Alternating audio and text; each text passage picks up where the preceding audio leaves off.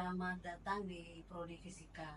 Diperkenalkan, nama saya Rahmawati Munir. Di sini diamanahkan sebagai koordinator program studi S1 Fisika. Ya. Jadi di Prodi Fisika sendiri itu terdapat satu laboratorium dasar ya, yang memang di semester awal itu wajib semua mahasiswa fisika maupun mahasiswa prodi lain di lingkungan Fakultas MIPA untuk mengambil praktikum fisika dasar. Nah, terkait akses peralatan, kemudian akses lain-lainnya dalam hal pelaksanaan praktikum itu, kami itu telah dilayani oleh kepala laboratorium, kemudian dibantu dengan laboram plus asisten. Jadi mahasiswa baru yang melaksanakan praktikum itu dilayani dengan baik, kemudian dipandu, diberi pelatihan asistennya sebelum proses praktikum itu.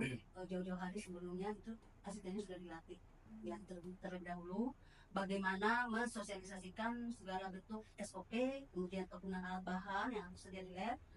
Jadi mahasiswa ini mendapatkan akses yang baik, layanan yang baik, tinggal mahasiswanya saja untuk mematuhi segala bentuk aturan dan SOP yang diterapkan di laboratorium fisika dasar. Jadi seperti itu kalau terkait dengan layanan di laboratorium. Jadi sudah dikerjakan lebih dulu sebelum diterapkan ke yang baru. Iya, ada pelatihan dulu kepada asisten. Tentu saja di Prodi Fisika itu rutin dilakukan semacam evaluasi ya. Jadi evaluasi yang mengevaluasi adalah mahasiswa. Jadi misalnya contoh dalam pembelajaran. Jadi dalam pembelajaran itu mahasiswa wajib mengisi kuesioner penilaian terhadap cara dosen mengajar. Ya, jadi mereka itu berhak menilai ya, dosen itu mengajar apakah seperti yang mereka harapkan, kemudian keilmuan yang mereka dapatkan apakah sesuai harapan gitu ya. Kemudian dari hasil evaluasi itu di tingkat penjaminan mutu disosialisasikan ke dosen-dosen. Jadi dosen-dosen akan tahu diri gitu ya, tahu diri, oh mahasiswa menilai saya seperti ini, saya harus memperbaiki diri. Jadi itu untuk meningkatkan kualitas layanan. Kemudian yang kedua, di tingkat prodi itu ada namanya unit jaminan mutu. Ya, jadi unit jaminan mutu ini meliputi tridharma tentunya ya, mulai dari pendidikan pengajaran, penelitian dan pengabdian. Itu dievaluasi oleh tim unit penjamin mutu. Nah, jadi bagaimana capaian semua dosen-dosen, kemudian bagaimana capaian prestasi mahasiswa, itu juga semua dievaluasi. Dan kita biasanya di bawah ke ranah fakultas ya, diadakan namanya RTM, rapat tinjauan manajemen, dan ini dilakukan evaluasi, kemudian dirancang langkah-langkah tindak lanjut terkait temuan-temuan yang didapatkan di lapangan. Salah satunya tadi itu masukan-masukan mahasiswa terhadap layanan dalam pembelajaran misalnya.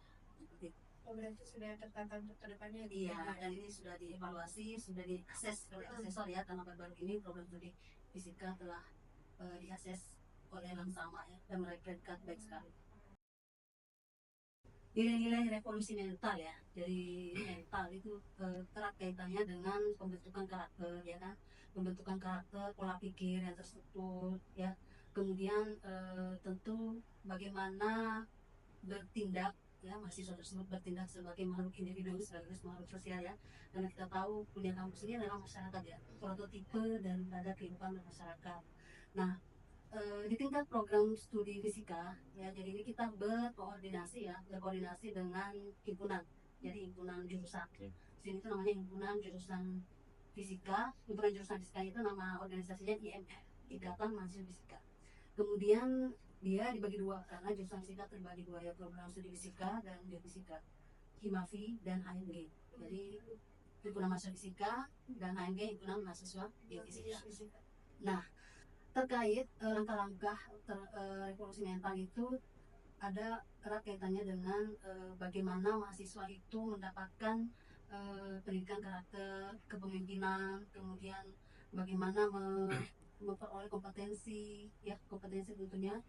Dan ini baik di himpunan ya, kegiatan-kegiatan akademik maupun non akademik itu tentu saja akan mendukung terkait dengan revolusi mental ya. Jadi kalau kegiatan akademik non akademik ada di tingkat himpunan jurusan, kemudian biasanya narasumbernya dari dosennya sendiri, kolaborasi dengan perguruan tinggi lain, Kemudian di tingkat prodi misalnya kegiatan akademik non akademik melibatkan juga mahasiswa. Jadi ada semacam kolaborasi ya antara mahasiswa dan dosen ya, dan prodi dalam hal ini. Kemudian kegiatan pengkaderan ya, kegiatan pengkaderan di tingkat IMF tentu saja itu disupport ya, disupport dari tingkat prodi. Jadi bagaimana mereka melakukan pengkaderan kepada adik-adiknya, pembentukan karakter itu kami dosen-dosen dari prodi fisika mendampingi mereka ya, menjadi narasumber untuk pengembangan pola pikir, kemudian pendidikan karakter mereka itu didampingi oleh dosen ya. Biarpun kegiatannya di luar, jadi dosen atau prodi tetap jadi jadi segala sesuatu yang kita programkan, kita cita-citakan, itu pasti ada kendalanya. Jadi kendala-kendala yang banyak kami hadapi, banyak mahasiswa yang dari berbagai latar belakang ya, jadi tidak semua yang masuk fisika itu berbasic keilmuan apa. Ada di antara mereka yang berasal dari Tata Boga, malah SMK Tata Boga. Banyak di antara mereka di awal-awal semester ya, di awal-awal semester itu mereka pesimis untuk mengikuti, dan saya sudah sampaikan pada saat sosialisasi di awal-awal penerimaan masa baru itu, apapun keluh kesahmu temui saya, ya, temui prodi, sampaikan, nanti kita cari masalahnya, pemecahannya, masalah itu kita pecahkan bersama. Jadi banyak di antara mereka itu yang semester 1 sudah mau menyerah gitu ya. Bagaimana mentalnya harus ditempa begitu ya, dengan praktikum, laporan, kuliah, yang mungkin teman-teman dari fisik tidak mengalami seperti itu ya. Dan itu kadang mereka tidak ada tidur, besok lab lagi, yang tapi seperti itulah ya.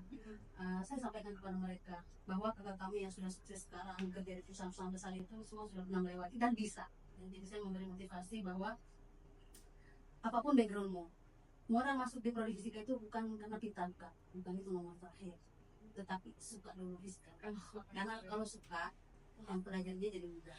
Gitu. Sebenarnya bidang apapun ya, jangan membenci bidang-bidang apapun, karena semakin dibenci semakin susah gitu ya. Jadi ada yang sudah di tingkat 3 di Tata Boga ini, contoh saja contoh kasus. Tapi alhamdulillah bisa bertahan dan saya mengevaluasi nilai-nilainya. Mungkin karena faktor teman-teman juga mendukungnya. Jadi teman-teman saya bilang, saya menilai sebuah angkatan ya, angkatan 2004, 2023, saya menilainya kekompakannya. Jadi arti kata kekompakan itu lihat teman-temannya kurang saling mengisi ya, karena kita semua punya kelebihan kekurangan dari sebenarnya perlunya kolaborasi. Jadi itu terkait usaha kami ya, itu bagaimana membuka layanan seluas-luasnya kepada mahasiswa untuk menyampaikan keluh kesahnya. Di samping itu kami juga mensosialisasikan aplikasi-aplikasi dari rektorat ya, terkait keluh kesah mahasiswa, masukan saran, termasuk dengan pelaporan perhubungan gitu ya. Itu juga kami terbuka. Saya bilang saya akan menemanimu untuk melapor. Kalau memang merasa dirundung, silakan, jangan takut karena kita dilindungi.